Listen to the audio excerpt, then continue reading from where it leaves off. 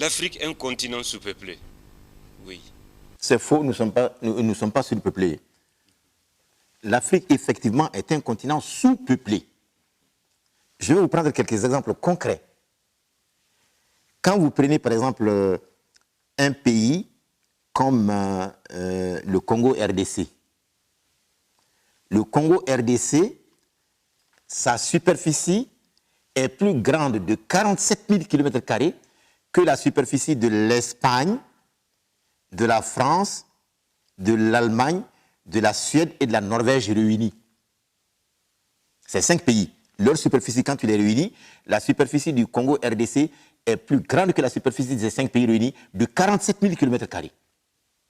Et ces 5 pays réunis font à peu près 290 millions d'habitants, alors que le Congo RDC ne fait que 86 millions d'habitants. Vous prenez un pays comme le Gabon.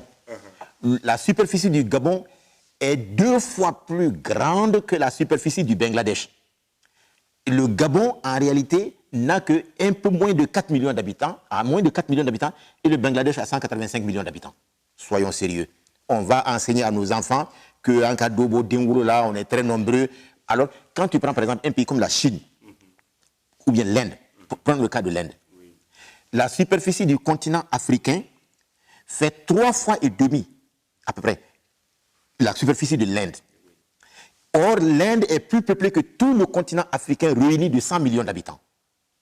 Et voilà des choses simples qui sont là sous nos yeux à tous les jours, qu'on doit apprendre à nos enfants, au lieu qu'on vienne leur mentir.